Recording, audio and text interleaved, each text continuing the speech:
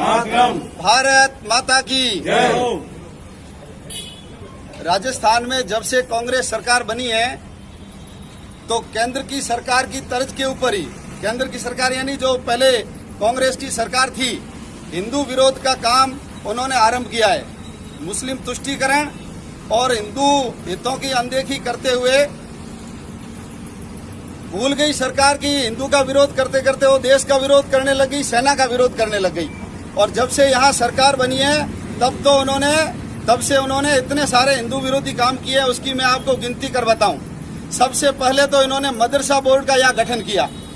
दूसरा, ये जो मदरसों में पढ़ाने वाले मौलवी है, उन मौलवियों की जो तनख्वाह है, मानदेय है, वो उन्होंने 3 गुना कर दिया।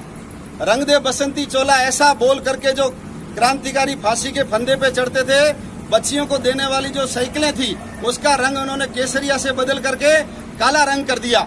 ऐसे ही अन्नपूर्णा रसोई, क्योंकि वो हिंदू देवी का नाम है इसलिए उन्होंने बदल करके उसका नाम इंदिरा रसोई कर दिया।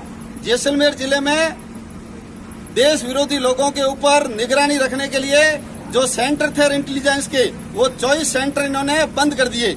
जयपुर जिले के अंदर जो अंबेडकर विद्यापीठ थी, उस अंबेडकर विद्यापीठ को इन्होंने बंद कर दिया। महाराणा प्रताप के ऊपर इनका शिक्षा मंत्री अभद्र टिप्पणियां और पाठ्यक्रम के अंदर उनको हल्का दिखाने का काम ये कर रहे हैं। लॉकडाउन के अंदर भी कोई कृष्ण जन्माष्टमी होगी या ऊप छठ होगी या हमारे गणपति उत्सव होगा, उसमें भी इन्होंने जानबूझ करके उसके ऊपर लॉकडाउन किया।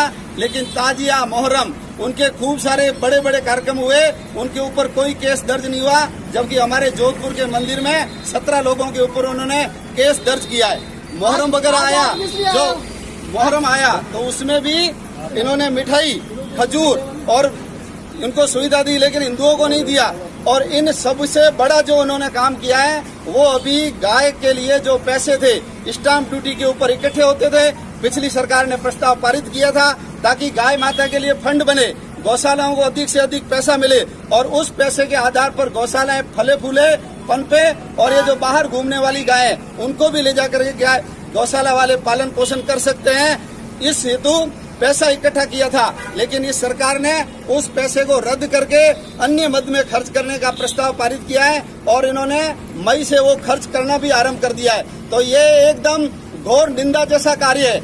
अशोक गहलोत तो हिंदू है, ये चलो सोनिया गांधी, राहुल गांधी वो हिंदू नहीं है, उनको समझ में नहीं आता। लेकिन जो हिंदू परिवार में पैदा हुआ, हिंदू संस्कारों से ही बड़ा हुआ है, उसने गौ माता का पैसा छीन करके अन्य को जो देने का काम किया है, वो एक निंदनीय काम है। हम इसका विरोध करते हैं और सरकार से मांग करते हैं कि यदि उनको लंबे समय तक रहना है तो इस प्रस्ताव को खारिज करके गौ माता का पैसा वापस गायों को दे, ताकि आने वाले समय में रहेगी, नहीं तो सत्ता में नहीं रह सकती। जैसे केंद्र में हीरो से जीरो बन गई कांग्रेस, ऐसे ही राजस्थान में भी अगली बार कांग्रेस आने वाली नहीं है। इस विरोध के लिए आज हम सब लोगों ने कलेक्टर साहब को ज्ञापन दिया है और सरकार से मांग की है कि वो गायों का पैसा वापस गायों को दे।